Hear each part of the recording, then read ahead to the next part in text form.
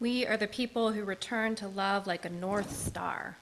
I love that line. And to the truth that we are greater together than we are alone.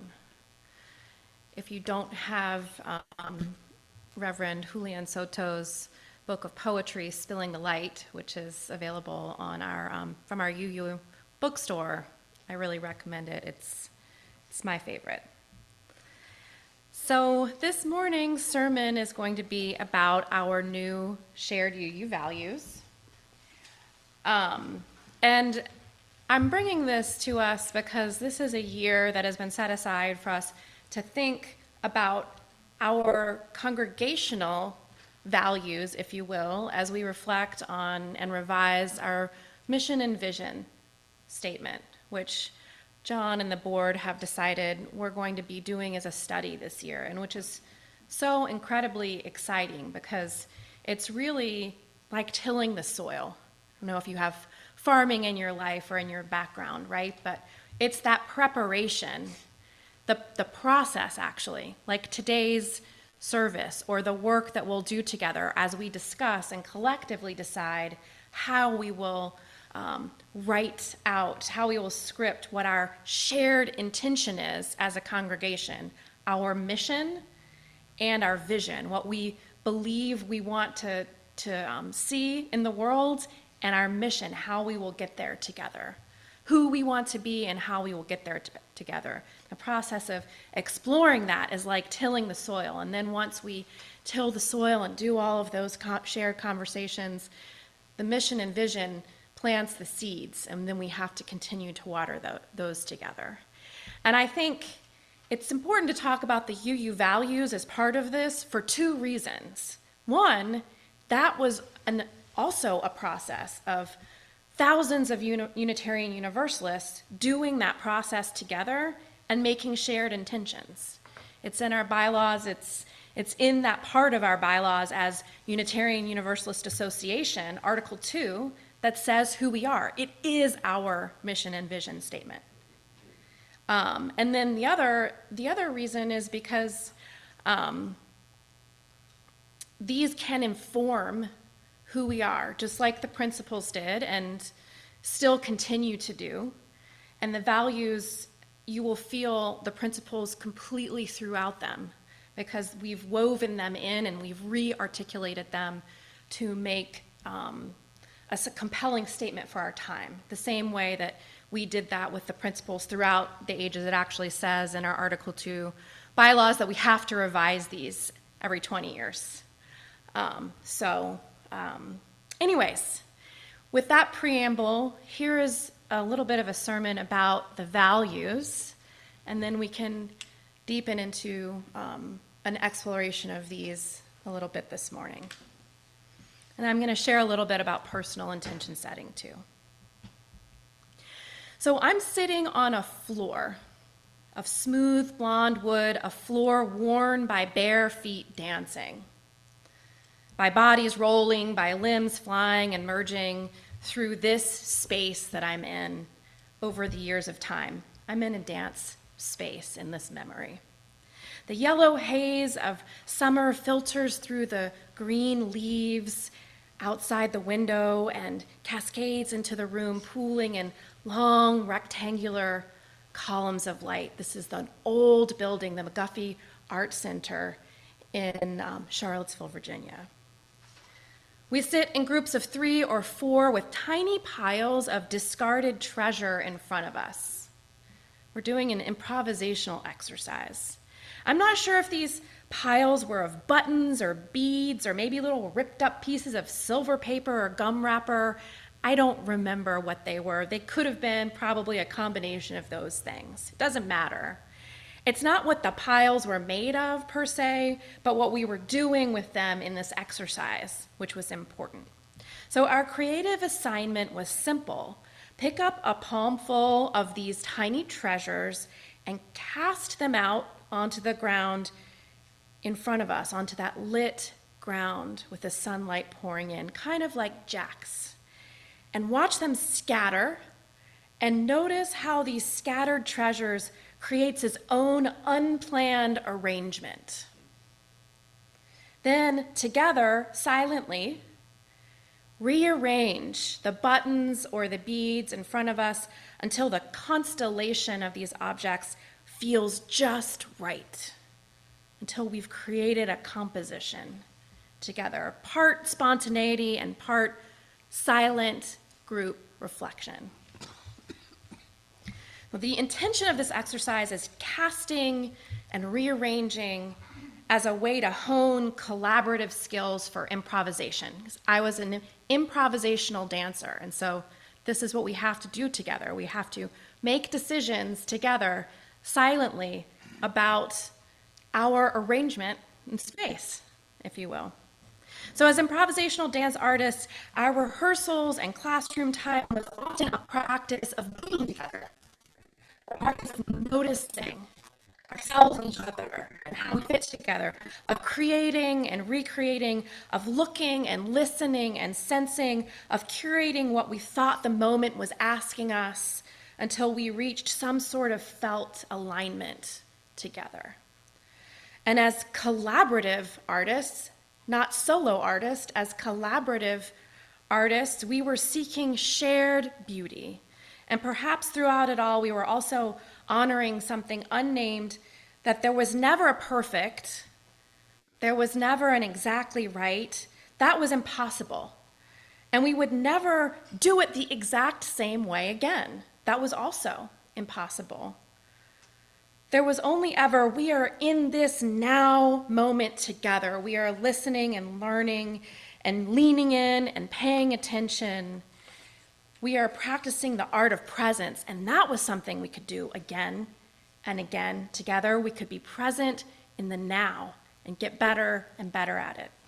It was a feeling that we were cultivating of awe or reverence or wonder or connection that we were striving to create over and over again.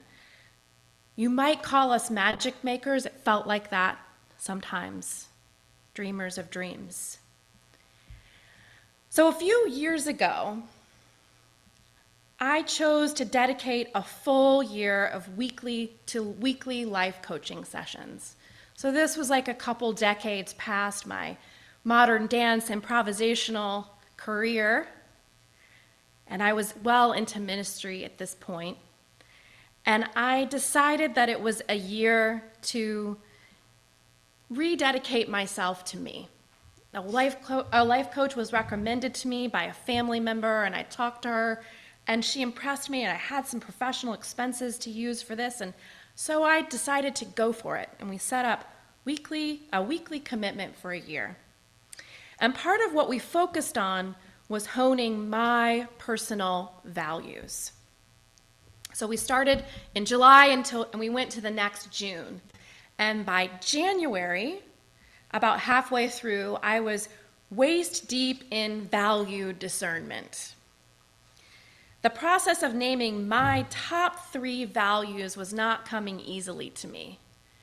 Maybe some people did it in their first month of life coaching, but not me. It was easy enough for me to come up with values. In general, I'm a Unitarian Universalist minister, after all. This is kind of what I do, and listing off values was something I felt good at. I had a long list of things that were important to me. The length of my list was a problem. Or perhaps the real problem was claiming my top 3. What were my top 3 values? And there was no pressure at all, because these values were only what I was supposed to use as my litmus for every decision that I was going to make in my life. Once these top 3 values were identified, they were supposed to make my life easier and serve as a rubric for making important life choices. If my value was family and play, then it would be easy to decide to go off to the pumpkin patch on Saturday rather than stay home and do my taxes. It was my values. But no pressure. It was just supposed to help me decide my entire life. So they were supposed to be not only guides for my current life, but my future choices. And have I mentioned that I sometimes struggle with perfectionism? So this was hard for me. I did eventually choose my top 3 values, and my top 3 values were compassion, integrity, and authenticity.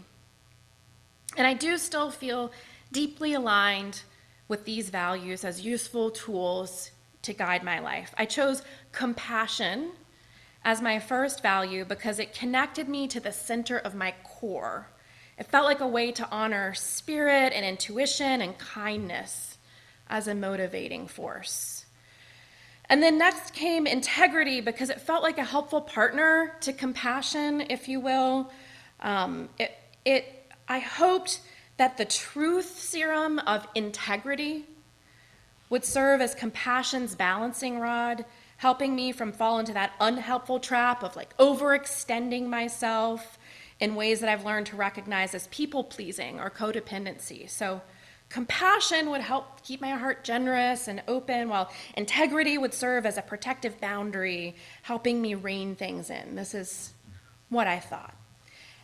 And if I chose to direct compassion towards myself, integrity would call me out of navel gazing and help me remember there were others to show compassion to as well. So I felt that it would help balance me either way.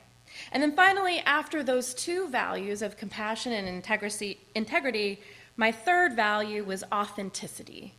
Authenticity, that which connects me to my most authentic expression of self, that connects me to desire and beauty and play and pleasure, and that which ignites joy in my life. So compassion, my heart center, integrity, my wise mind, and authenticity, my gut desire. It felt really aligned for me.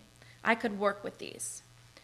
So incredibly, as I shared these carefully crafted personal values with my coach, and this was a totally internal process. I didn't seek external readings or spiritual wisdom from this.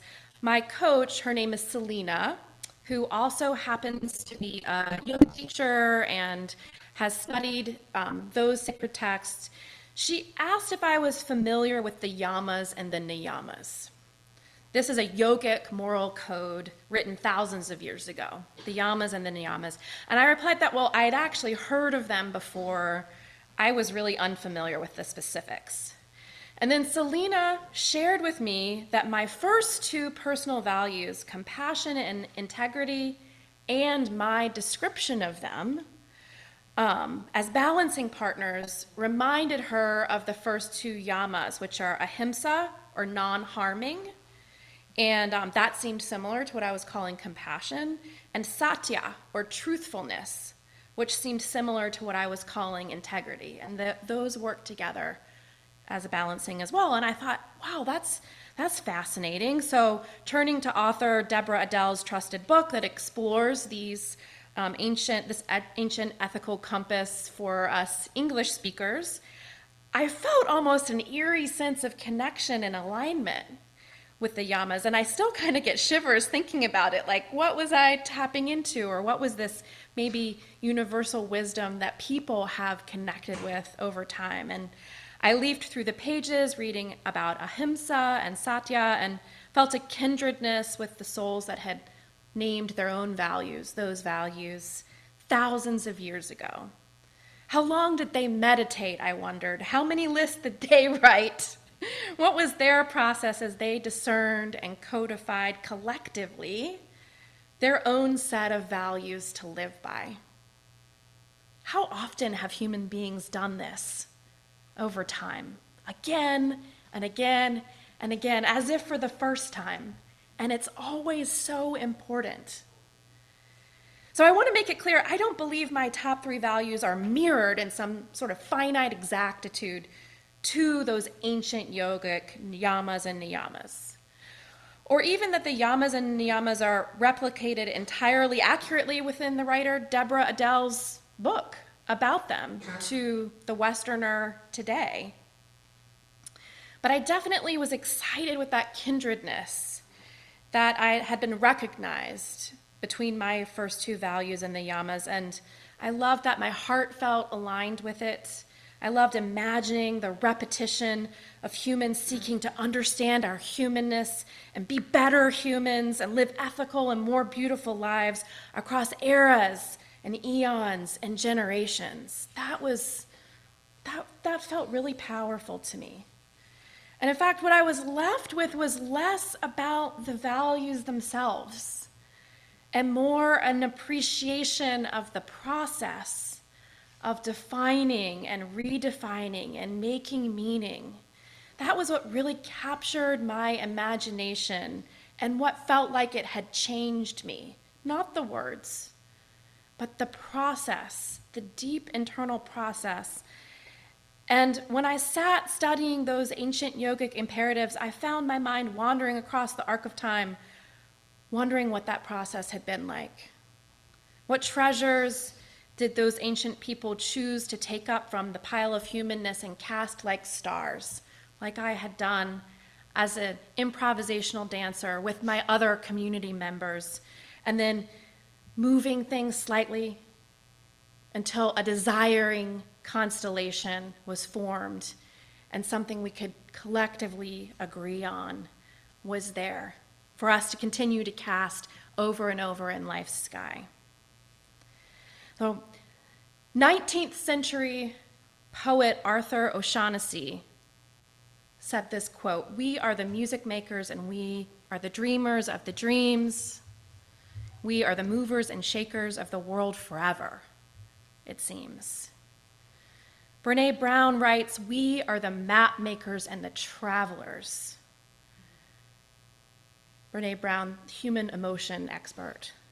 We are all navigating this human experience together, and as we travel in the cohort of our era, we make maps of meaning just as others have made before us, and our maps tell us just as much about who we are and where we've been as where we hope to go together.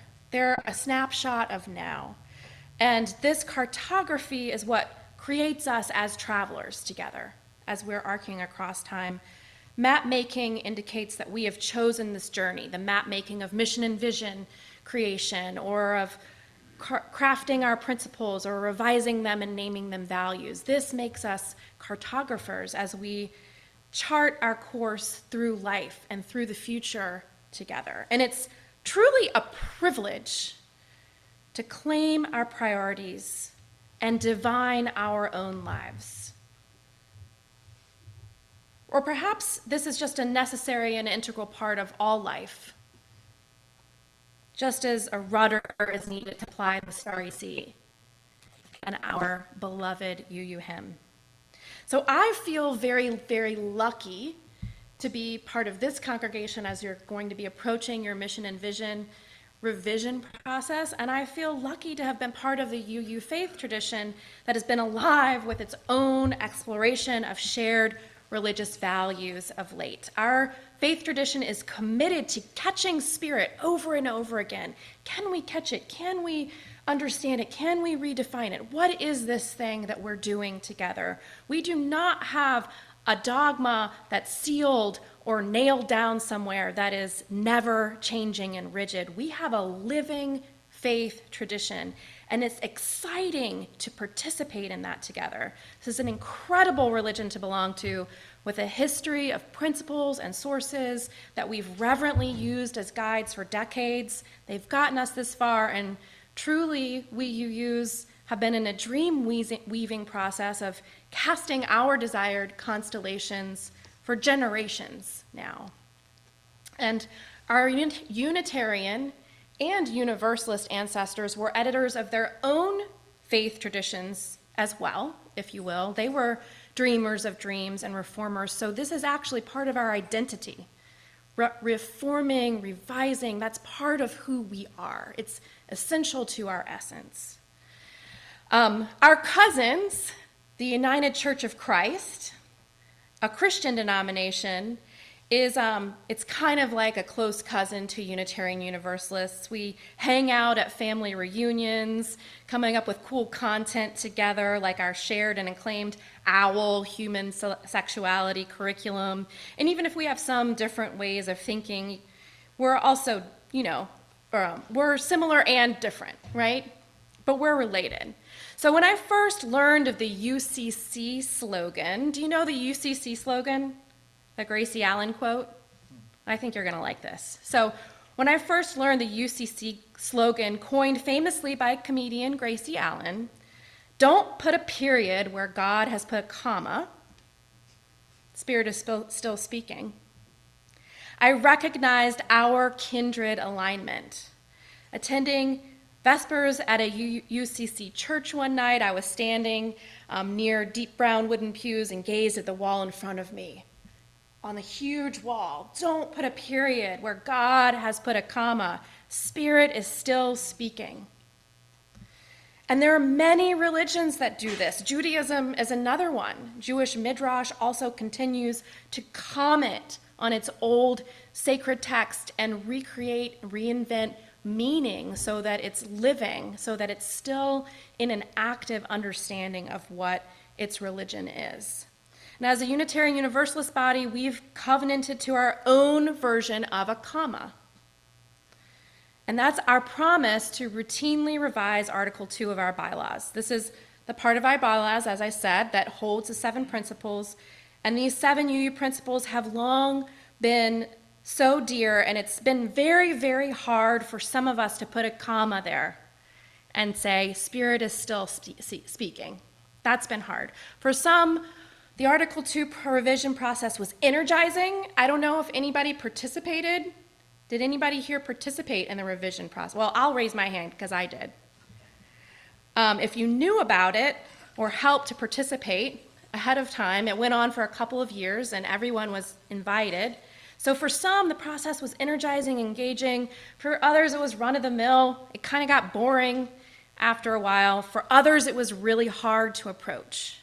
And I think this is because 2 reasons. One, the 7 principles had felt so important to our faith tradition over the last several decades that the idea of giving birth to anything new felt like a direct challenge to who we were before. This is why I'm here. Why would we change that? And I feel that. I felt it a little bit too. That's why I participated in the process, because I wanted to know what was going on.